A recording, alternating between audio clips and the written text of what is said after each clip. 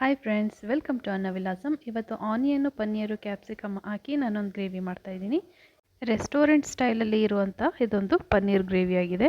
ತುಂಬ ರುಚಿಯಾಗೂ ಇರುತ್ತೆ. ಇದನ್ನು ಹೇಗೆ ಮಾಡೋದು ಅಂತ ನೋಡೋದಕ್ಕೂ ಮುಂಚೆ ನನ್ನ ಚಾನಲ್ನ ಸಬ್ಸ್ಕ್ರೈಬ್ ಮಾಡ್ಕೊಳ್ಳಿ. ಹಾಗೆ ಪಕ್ಕದಲ್ಲಿರೋ ಬೆಲ್ ಐಕಾನ್ನ ತಪ್ಪದೆ ಪ್ರೆಸ್ ಮಾಡಿ. ನಾನು ಸಣ್ಣ ಸಣ್ಣ ಈರುಳ್ಳಿನ ಒಂದು 4 ತೊಗೊಂಡಿದ್ದೀನಿ. ಇದನ್ನು ನಾನು ದಪ್ಪ ದಪ್ಪಾಗಿ ಹೆಚ್ಕೊಳ್ತಾ ಇದ್ದೀನಿ. ಸಣ್ಣ ಹೆಚ್ಕೊಳ್ಬಾರ್ದು, ದಪ್ಪ ದಪ್ಪ ಇದ್ದರೆ ಚೆನ್ನಾಗಿರುತ್ತೆ ತಿನ್ನೋದಕ್ಕೆ. ಈ ರೀತಿ ಕ್ಯೂಬ್ಸ್ ಥರ ಇರಬೇಕು. ದಪ್ಪ ಸೈಜ್ ಈರುಳ್ಳಿ ತೊಗೊಳ್ಳೋದಾದರೆ ನೀವು ಅದನ್ನು 6 ಭಾಗ ಕಟ್ ಮಾಡ್ಕೊಳ್ಳಿ. ನಾನು ಸಣ್ಣ ಈರುಳ್ಳಿ ತೊಗೊಂಡಿರೋದ್ರಿಂದ ನಾನು ಅದನ್ನು 4 ಭಾಗವಾಗಿ ಕಟ್ ಮಾಡ್ಕೊಳ್ತಾ ಇದ್ದೀನಿ. ಈ ರೀತಿ ಕಟ್ ಮಾಡಿಕೊಂಡು ಈ ರೀತಿ ಬಿಡಿಸ್ಕೊಳ್ಬೇಕು.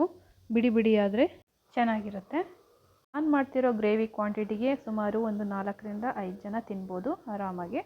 ಈಗ ನಾನು ಸ್ಟವ್ ಆನ್ ಮಾಡ್ಕೊಳ್ತಾ ಇದ್ದೀನಿ. 2ರಿಂದ 3 ಟೇಬಲ್ ಸ್ಪೂನಷ್ಟು ಆಯಿಲ್ ಹಾಕ್ಕೊಂಡು ಆನಿಯನ್ನ ಹಾಕ್ಕೊಳ್ತಾ ಇದ್ದೀನಿ. ಆನಿಯನ್ ಹಾಕ್ಕೊಂಡು ಜಾಸ್ತಿ ಫ್ರೈ ಮಾಡೋಕ್ಕೆ ಹೋಗ್ಬಿಡ್ರಿ. ಒಂದು ಸ್ವಲ್ಪ ಕ್ರಿಸ್ಪಿ ಇರಬೇಕು, ಆ ರೀತಿ ಫ್ರೈ ಮಾಡಿಕೊಂಡ್ರೆ ಸಾಕು. ತುಂಬ ಫ್ರೈ ಮಾಡಿಬಿಟ್ರೆ ಅದು ಮೆತ್ತಗಾಗ್ಬಿಡುತ್ತೆ, ಚೆನ್ನಾಗಿರೋದಿಲ್ಲ. ನೀವು ಈ ಗ್ರೇವಿನ ರೊಟ್ಟಿ, ಚಪಾತಿ, ನಾನ್ ಯಾವುದಕ್ಕಾದರೂ ತಿನ್ಬೋದು. ಇದು ರಿಚ್ ಆಗಿರೋದ್ರಿಂದ, ಕ್ರೀಮಿ ಆಗಿರೋದ್ರಿಂದ ನೀವು ಡ್ರೈ ರೊಟ್ಟಿ ಅಂಥದ್ದು ತುಂಬ ಚೆನ್ನಾಗಿ ಸೂಟ್ ಆಗುತ್ತೆ. ನೋಡಿ, ಇಷ್ಟಾದರೆ ಸಾಕು. ಈಗ ನಾನು ಇದರಲ್ಲಿ ಅರ್ಧ ಭಾಗ ಡಿವೈಡ್ ಮಾಡ್ಕೊಳ್ತೀನಿ. ಜಾಸ್ತಿ ಭಾಗ ಇರೋದನ್ನು ನಾನು ತೆಗೆದಿಟ್ಕೊಳ್ತೀನಿ. ಇನ್ನು ಸ್ವಲ್ಪ ಭಾಗ ಇದೆಯಲ್ಲ ಅದನ್ನು ನಾನು ಗ್ರೇವಿಗೋಸ್ಕರ ಇಟ್ಕೊಂಡಿದ್ದೀನಿ, ಸ್ವಲ್ಪ ಥಿಕ್ನೆಸ್ ಬರೋದಕ್ಕೋಸ್ಕರ. ಈಗ ನಾನು ಅದೇ ಪ್ಯಾನಿಗೆ ಇನ್ನೊಂದು ಸ್ವಲ್ಪ ಎಣ್ಣೆನ ಹಾಕ್ಕೊಳ್ತಾ ಇದ್ದೀನಿ, 1-2 ಟೇಬಲ್ ಸ್ಪೂನಷ್ಟು. ಕಡಿಮೆ ಅಕಸ್ಮಾತ್ ಇದ್ದರೆ ಎಣ್ಣೆನ ನೀವು ಆ್ಯಡ್ ಮಾಡೋದು ಬೇಡ, ಇಲ್ಲ ಅಂದರೆ ಡ್ರೈ ಆಗಿದ್ದರೆ ಒಂದು ಸ್ವಲ್ಪ ಎಣ್ಣೆ ಹಾಕ್ಕೊಳ್ಳಿ. ಈಗ ನಾನು ಗೋಡಂಬಿ, ಬೆಳ್ಳುಳ್ಳಿ, ಶುಂಠಿ, ಕಲ್ಲು ಹೂವು, ಒಂದು ಪಲಾವ್ ಎಲೆ, ಚಕ್ಕೆ, ಲವಂಗ, ಏಲಕ್ಕಿ ಇಷ್ಟು ಐಟಮು ನಾನು ಒಂದು ಮೆಜರ್ಮೆಂಟ್ ಕೊಟ್ಟಿದ್ದೀನಿ, ಅಷ್ಟು ಸೇರಿಸಿ ಹಾಕ್ಕೊಳ್ಳಿ. ಅಷ್ಟನ್ನು ನಾನು ಇವಾಗ ಇದೇ ಪ್ಯಾನಿಗೆ ಹಾಕ್ಕೊಂಡು ಫ್ರೈ ಮಾಡ್ಕೊಳ್ತಾ ಇದ್ದೀನಿ. ಗೋಡಂಬಿ ಹಾಕೋದ್ರಿಂದ ರುಚಿನೂ ಜಾಸ್ತಿ ಆಗುತ್ತೆ, ಹಾಗೆ ಥಿಕ್ನೆಸ್ಸು ಕೂಡ ಬರುತ್ತೆ. ಹಾಗಾಗಿ ನಾನು ಒಂದು 7ರಿಂದ 8 ಗೋಡಂಬಿನ ಆ್ಯಡ್ ಮಾಡ್ಕೊಳ್ತಾ ಇದ್ದೀನಿ. ಇದನ್ನು ಕೂಡ ಹುರ್ಕೊಳ್ಳೋಣ. ಟೊಮೆಟೊನ ನಾನು 1-2 ತೊಗೊಂಡಿದ್ದೆ, ಅದನ್ನು ದಪ್ಪ ದಪ್ಪ ಹೆಚ್ಚು ಹಾಕ್ಕೊಂಡಿದ್ದೀನಿ. ಹಾಗೆ ಒಂದು ಸ್ವಲ್ಪ ಕರ್ಬೇವಿನ ಸೊಪ್ಪು, ಹಾಗೆ ಚೂರು ಸಾಲ್ಟ್ ಹಾಕ್ಕೊಂಡು ಫ್ರೈ ಮಾಡ್ಕೊಳ್ಬೇಕು. ಸಾಲ್ಟ್ ಹಾಕ್ಕೊಳ್ಳೋದ್ರಿಂದ ಟೊಮೆಟೊ ಎಲ್ಲ ಸಾಫ್ಟ್ ಆಗುತ್ತೆ. ಈಗ 1 ಟೀ ಸ್ಪೂನಷ್ಟು ಅರಿಶಿನ ಹಾಕ್ಕೊಳ್ಳೋಣ. ಹಾಕ್ಕೊಂಡು ಚೆನ್ನಾಗಿ ಫ್ರೈ ಮಾಡ್ಕೊಳ್ಬೇಕು. ಎಲ್ಲ ನೀಟಾಗಿ ಮಿಕ್ಸ್ ಆದಮೇಲೆ, ಸ್ವಲ್ಪ ಹುರಿದಾದ್ಮೇಲೆ ಈಗ ಸ್ಟವ್ ಆಫ್ ಮಾಡಿ ತಣ್ಣಗಾಗೋದಕ್ಕೆ ಬಿಡೋಣ. ತಣ್ಣಗಾದಮೇಲೆ ಒಂದು ಜಾರ್ಗೆ ಹಾಕ್ಕೊಂಡು ನೈಸಾಗಿ ಪೇಸ್ಟ್ ಮಾಡ್ಕೊಳ್ಬೇಕು. ಇದನ್ನು ಬಿಸಿನಲ್ಲಿ ಯಾವತ್ತೂ ಹಾಕೋಕ್ಕೆ ಹೋಗ್ಬಿಡಿ, ಜಾರೆಲ್ಲ ಹಾಳಾಗುತ್ತೆ. ಈ ರೀತಿ ಹಾಕ್ಕೊಂಡು ನೈಸಾಗಿ ಪೇಸ್ಟ್ ಮಾಡ್ಕೊಳ್ಳೋಣ. ನೋಡಿ, ಇಷ್ಟು ನೈಸಾದರೆ ಸಾಕಾಗುತ್ತೆ. ಈ ಥರ ಇರಬೇಕು.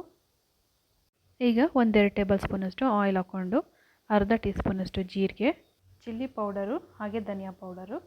ಚಿಲ್ಲಿ ಪೌಡರು 1.5 ಟೀ ಸ್ಪೂನಷ್ಟು, ಹಾಗೆ ಧನಿಯಾ ಪೌಡರು 1 ಟೀ ಸ್ಪೂನಷ್ಟು ಹಾಕ್ಕೊಳ್ಬೇಕು. ನೀವು ಖಾರ ಹೇಗೆ ಬೇಕೋ ಹಾಗೆ ಅಡ್ಜಸ್ಟ್ ಮಾಡ್ಕೊಳ್ಬೋದು. ಜೀರಿಗೆ ಅರ್ಧ ಟೀ ಸ್ಪೂನ್ ಹಾಕಿರೋದ್ರಿಂದ ನಾನು ಜೀರಿಗೆ ಪೌಡರ್ನು ಕೂಡ ಅರ್ಧ ಟೀ ಸ್ಪೂನಷ್ಟು ಹಾಕ್ಕೊಳ್ತಾ ಇದ್ದೀನಿ. ಚಿಕ್ಕ ಸ್ಪೂನಲ್ಲಿ ಹಾಕಿರೋದ್ರಿಂದ ನಾನು ಅದನ್ನು 2 ಟೇಬಲ್ ಸ್ಪೂನ್ ಹಾಕ್ಕೊಂಡಿದ್ದೀನಿ. ಈಗ ರುಬ್ಬಿರೋವಂಥ ಮಸಾಲೆ ಎಲ್ಲ ಇದಕ್ಕೆ ನಾವು ಹಾಕ್ಕೊಳ್ಳೋಣ. ಚಿಲ್ಲಿ ಪೌಡರು, ಧನಿಯಾ ಪೌಡರು, ಜೀರಿಗೆ ಪೌಡರೆಲ್ಲ ಹಾಕಿದಾಗ ಲೋ ಫ್ಲೇಮ್ನಲ್ಲಿರಬೇಕು, ಇಲ್ಲಾಂದರೆ ಮಸಾಲೆ ಎಲ್ಲ ಸೀದ್ಬಿಡುತ್ತೆ. ಮಸಾಲೆ ಎಲ್ಲ ಹಸಿ ವಾಸನೆ ಹೋಗೋವರೆಗೂ ಚೆನ್ನಾಗಿ ಫ್ರೈ ಮಾಡ್ಕೊಳ್ಬೇಕು. ಈ ರೀತಿ ಚೆನ್ನಾಗಿ ಫ್ರೈ ಆದಮೇಲೆ ಸ್ವಲ್ಪ ಸಾಲ್ಟ್ ಹಾಕ್ಕೊಳ್ಳೋಣ. ರುಚಿಗೆ ತಕ್ಕಷ್ಟು ನಿಮಗೆ ನೋಡಿ ಹಾಕ್ಕೊಳ್ಳಿ. ಈಗ ಇದಕ್ಕೆ ನೀರು ಆ್ಯಡ್ ಮಾಡಬೇಕು. ನಾನು ಮಸಾಲೆ ರುಬ್ಬಿರೋ ಜಾರಿಗೆ ಸ್ವಲ್ಪ ನೀರು ಆ್ಯಡ್ ಮಾಡಿ ಹಾಕ್ಕೊಳ್ತಾ ಇದ್ದೀನಿ. ನೀರು ಆ್ಯಡ್ ಮಾಡೋದಾದರೆ ಇದೇ ರೀತಿ ಆ್ಯಡ್ ಮಾಡ್ಕೊಳ್ಳಿ, ಸಪ್ರೇಟಾಗಿ ನೀರು ಆ್ಯಡ್ ಮಾಡೋಕ್ಕೆ ಹೋಗಬೇಡಿ. ಈ ರೀತಿ ನೀರು ಆ್ಯಡ್ ಮಾಡಿ ನಮಗೆ ಯಾವ ಕನ್ಸಿಸ್ಟೆನ್ಸಿ ಬೇಕೋ ಅಷ್ಟು ಆ್ಯಡ್ ಮಾಡಿಕೊಂಡು ಚೆನ್ನಾಗಿ ಕುದಿಸ್ಕೊಳ್ಬೇಕು. ಚೆನ್ನಾಗಿ ಮಸಾಲೆ ಎಲ್ಲ ಕುದ್ದಾದಮೇಲೆ ಒಂದು 2ರಿಂದ 3 ಟೇಬಲ್ ಸ್ಪೂನಷ್ಟು ಫ್ರೆಶ್ ಕ್ರೀಮ್ನ ಆ್ಯಡ್ ಮಾಡ್ಕೊಳ್ಬೇಕು. ಗಟ್ಟಿಯಾಗಿರುವಂಥದ್ದು ಫ್ರೆಶ್ ಕ್ರೀಮು. ಇದನ್ನು ಹಾಕೋದ್ರಿಂದ ಗ್ರೇವಿ ತುಂಬ ಥಿಕ್ನೆಸ್ ಬರುತ್ತೆ. ಈಗ ಫ್ರೈ ಮಾಡಿರೋವಂಥ ಈರುಳ್ಳಿನ ಹಾಕ್ಕೊಳ್ಳೋಣ. ಫ್ರೆಶ್ ಕ್ರೀಮ್ ಇಲ್ಲ ಅಂತ ಅಂದರೆ ನೀವು ಹಾಲಿನ ಕೆನೆ ಕೂಡ ಆ್ಯಡ್ ಮಾಡ್ಕೊಳ್ಬೋದು. ನಾನು ಆಗಲೇ ಫ್ರೈ ಮಾಡ್ಕೊಂಡು ಇಟ್ಕೊಂಡಿದ್ದೆ ಪನ್ನೀರನ್ನ, ಅದನ್ನು ಆ್ಯಡ್ ಮಾಡ್ಕೊಳ್ತಾ ಇದ್ದೀನಿ. ಒಂದು 200 ಗ್ರಾಮ್ ಇದೆ.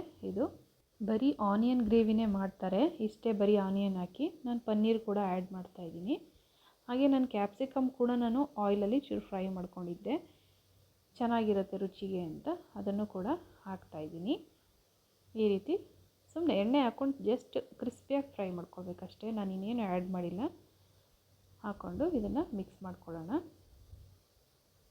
ಗ್ರೇವಿ ತಿಕ್ಕಾಗಿ ಆಗಬೇಕು ಅಂತ ಅಂದರೆ ಸ್ವಲ್ಪ ಇವನ್ನೆಲ್ಲ ಆ್ಯಡ್ ಮಾಡಿದ್ರೆ ತುಂಬ ರುಚಿ ಬರುತ್ತೆ. ಚೆನ್ನಾಗಿ ಕಾಣಿಸ್ತಾ ಇದೆ ಅಲ್ವಾ? ಇದೊಂದು ಚೂರು ಎಣ್ಣೆ ಚೂರು ತೇಲೋವರೆಗೂ ಒಂಚೂರು ಕುದಿಸ್ಕೊಳ್ಳೋಣ. 1-2 ಟೇಬಲ್ ಸ್ಪೂನಷ್ಟು ತುಪ್ಪ ಹಾಕ್ಕೊಳ್ತಾ ಇದ್ದೀನಿ. ಇದು ಹಾಕೋದ್ರಿಂದ ತುಂಬ ರುಚಿಯಾಗಿರುತ್ತೆ. ನನಗೆ ಒಂಚೂರು ತಿಕ್ ಅನ್ನಿಸ್ತು, ಒಂಚೂರು ನೀರು ಆ್ಯಡ್ ಮಾಡ್ಕೊಳ್ತಾ ಇದ್ದೀನಿ.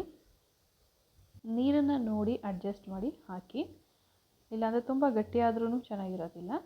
ಹಾಗಾಗಿ ನೀವು ಪನ್ನೀರನ್ನ ಹಾಗೆ ಕೂಡ ಹಾಕ್ಬೋದು. ನಾನು ಸ್ವಲ್ಪ ಎಣ್ಣೆಯಲ್ಲಿ ಫ್ರೈ ಮಾಡಿ ಹಾಕಿದ್ದೀನಿ. ನೀವು ಕಸೂರಿ ಮೇಥಿನ ಲಾಸ್ಟಿಗೆ ಆ್ಯಡ್ ಮಾಡ್ಬೋದು. ನನ್ನ ಹತ್ರ ಖಾಲಿಯಾಗಿತ್ತು, ಹಾಗಾಗಿ ನಾನು ಹಾಕೋಕ್ಕಾಗಿಲ್ಲ. ಈಗ ಪನ್ನೀರ್ ಗ್ರೇವಿ ರೆಡಿಯಾಗಿದೆ. ಇದನ್ನು ಒಂದು ಸರ್ವಿಂಗ್ ಬೌಲಿಗೆ ಹಾಕೊಳ್ಳೋಣ. ನೋಡಿ ಎಷ್ಟು ಚೆನ್ನಾಗಿ ಕಾಣಿಸ್ತಾ ಇದೆ ಅಂತ.